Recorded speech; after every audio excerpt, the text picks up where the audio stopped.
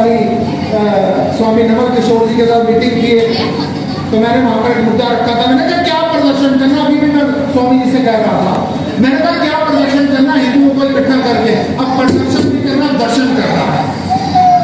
और दर्शन क्या करना है, हमने लड़ना नहीं है। जरा सा 370 कदम हुई, पूरा विश्व खड़ा हो गया मानवाधिकार आयोग की बातें लेकर कि हमारे मुसलमानों के ऊपर अत्याचार हो रहा है। आज पूरे विश्व के अंदर हमारे हिंदुओं के ऊपर अत्याचार हो रहा है। विदेशों में घूम कर सत्संग करता रहता हूँ, ऑस्ट्रेलिया जाता हूँ तो वहां पर क्या पता चलता है कि हमारे मंदिरों के ऊपर पथराव होता है। बात करो पाकिस्तान की मंदिर तोड़े जा रहे हैं, बात करो बांग्लादेश की मंदिर तोड़े जा रहे हैं। मैंने कहा दुख का विषय है। मैंने कहा आप छोड़ो, मेरे साथ एक शिष्टमंडल बनाओ, 40 संत चलते हैं, 28 से कम में टाइम रखा, 40 संत चलते हैं और मानवाधिकार आयोग को यूएन में संयुक्त राष्ट्र संघ का क्या मतलब है? यूएनओ का मतलब है कि जब पूरे विश्व में कहीं पर भी अशांति हो तो यूएनओ का कर्तव्य। मैंने कहा चलो संयुक्त राष्ट्र संघ चलते हैं, जरा उनके ऑफिस में जाकर बात करते हैं। अब वहां पर हिंदुओं पर अत्याचार हो रहा है, अब उनकी बात करने वाला कोई नहीं। अब कहां गया वो मानवाधिकार आयोग, अब कहां पर है यूएनओ? मैं आपसे फिर कहूंगा, मैं आपके चरणों में प्रार्थना करूं, मेरी बेटियों, मेरी बहनों, मेरे भाइयों। कल मैं देख रहा था राकेश टिकैत जी, वो कह रहे हैं हम बांग्लादेश बनाने के लिए तैयार है। डूब मरो। जो आदमी इंटरनेट पर खड़ा होकर कह रहे हैं हमारे देश के लिए, हिंदुस्तान के लिए, भारतवर्ष के लिए कि हम सारे तैयार हैं, इस हिंदुस्तान को बांग्लादेश बना देंगे, हमारे को शर्म आनी चाहिए, हमारी सरकार को शर्म आनी चाहिए। ऐसे आदमी के ऊपर देशद्रोह का मुकदमा चलना चाहिए। मैं फिर आपसे कहूंगा अपने स्तर पर हिंदुओं एक रहो। हमारे दुख का विषय क्या है, हमारी चिंता का विषय क्या है? दुश्मनों ने बड़ी चालाकी का काम किया, हमारे दुश्मनों ने बड़ी चालाकी का काम किया, हमारे को जात पात में बांट दिया, पास आके खड़े हो गए, ज्यादा मैं आपको नमन करता हूं।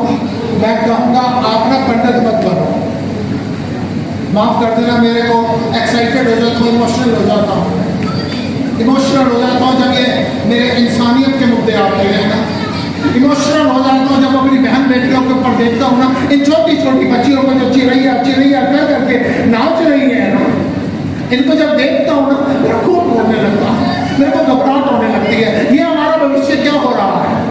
आप सोए हुए हैं, प्लीज हाथ जोड़ रहा हूँ, जागिए। लेट हो रहे हैं, लेट हो रहे हैं, लेट हो रहे हैं। आपसे फिर कहूंगा अपने अपने सर पर एक हाथ जोड़ के आपके चरणों में विनती कर रहा हूँ, आज से अपने आप को ब्राह्मण कहना, क्षत्रिय कहना, वैश्य कहना, शूद्र कहना छोड़ दो।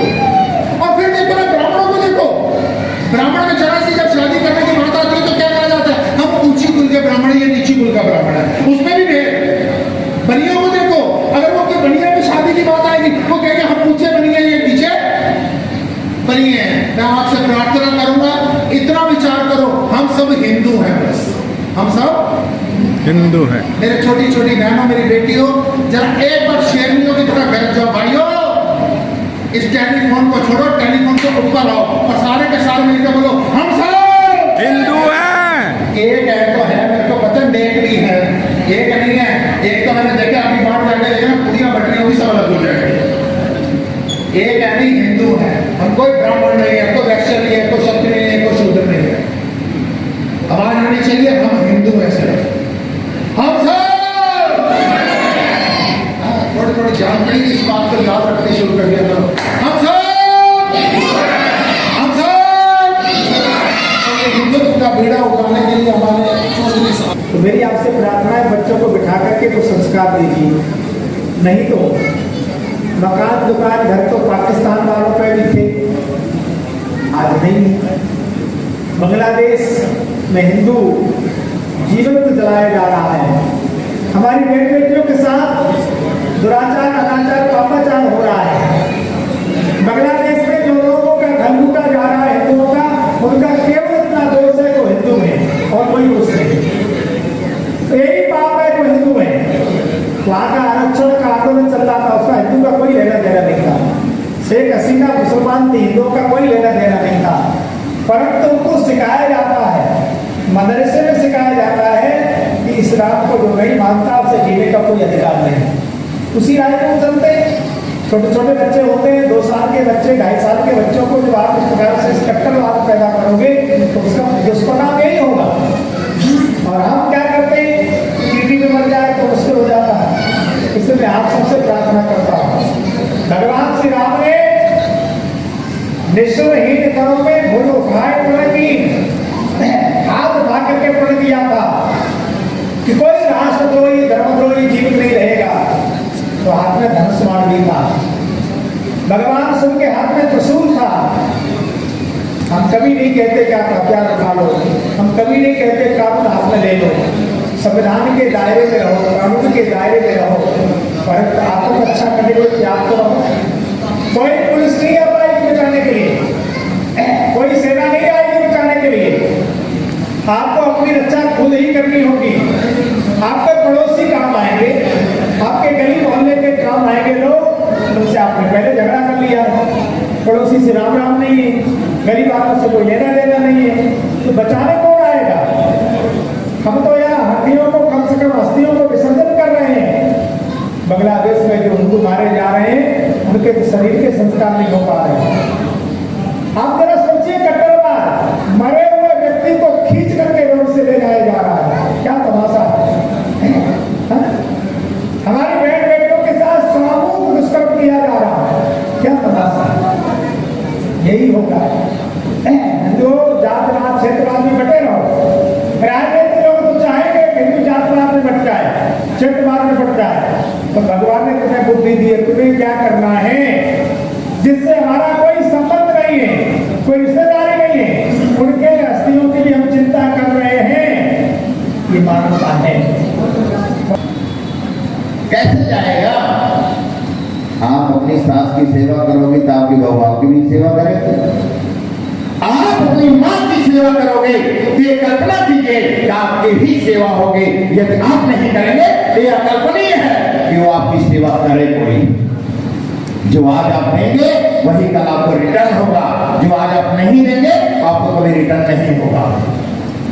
ये बड़ा कड़वा है, सत्य है।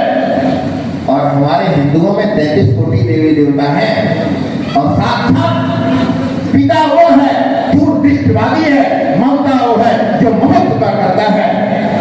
और आज उस अस्थि के लिए हमें ऐसा कल्पना करना पड़े कि काश मेरी अस्थि को कोई ले जाके गंगा में ले जाए तो शायद उन्हें मोक्ष की गति प्राप्त हो जाए। ऐसा नहीं आना चाहिए, ऐसी स्थिति नहीं होनी चाहिए। हमें अपने बुजुर्गों का ध्यान रखना चाहिए, हमें अपने बच्चों को बताना चाहिए, चाहे तुम देश में रहो या विदेश में रहो, यहाँ रहो या वहां रहो, कहीं पर भी रहो, आपको अपने परिवार का जब संस्कार का समय आए तो आप उस कार्य को सुनिश्चित रूप से क्रिया को करें। बहुत सारे देशों में जाने का ऐसा सौभाग्य होता है। गरुड़ पुराण कहता है कि जब तक उन्नत संस्कार न कराया जाए तब तक घर का पातक दोष नहीं समाप्त होता है। और यहाँ वाले कहते हैं बाल कटाने से क्या होगा, ये तो ऐसे ही काम चल जाएगा। जब 3 दिन की देरी नहीं कर दोगे तो कैसे कल्पना करोगे कि मेरे पिताजी मेरे दादा का हड्डी चली जाए गंगा में? कैसे जाएगी? ये त्रियोदश संस्कार जो है ना, ये कुछ बनाया होगा सनातन धर्म में, ऐसा नहीं है। कहना आसान है, माइक पर आ जाओ कुछ भी कह दो, कह के चले जाओ, उसको जीवन उतारिए।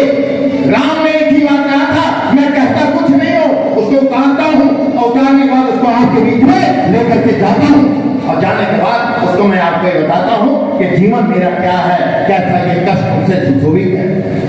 केवल मैं इतना कहना चाहता हूं आप सबसे, हिंदुत्व की बात हो, सनातन धर्म की बात हो, मंदिर में 3 घंटा लगाओ, कोई फायदा नहीं है। जो बोलता है, जो सुनता है, जो आपके माता और पिता है, उनका सम्मान करना सीख लो, उनको आदर देना सीख लो, बड़ों का सम्मान करना सीख लीजिए। आपके देवता स्वयं प्रसन्न हो जाएंगे। उसे कोई नहीं टाल सकता, चाहे यहाँ रहो या वहां रहो, कोई नहीं टाल सकता। ये माता और पिता साक्षात भगवान है। अगर उन्होंने दोनों हाथ आपके सिर पर रख दिया तो आपको कोई प्राप्त करने वाला नहीं है।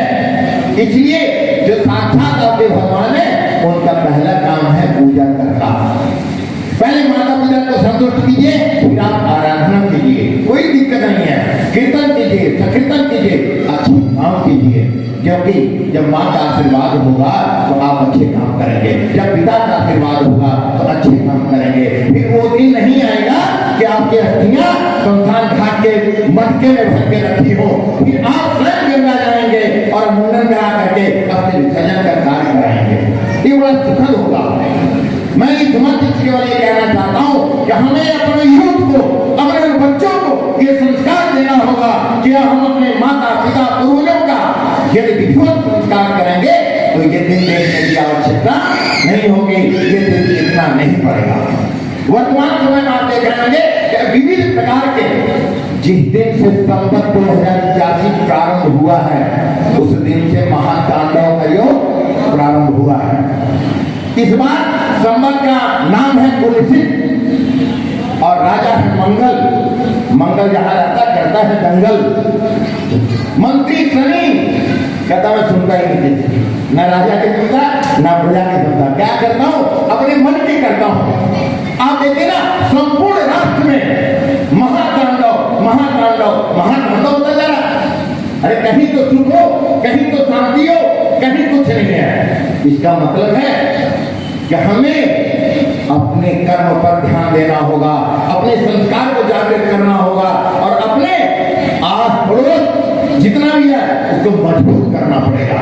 यदि आपका पिलर मजबूत होगा तो आप सदैव उच्च होंगे और आपकी अस्थि वहां पर नहीं होगी, उस मटके में नहीं होगी। कहां होगी?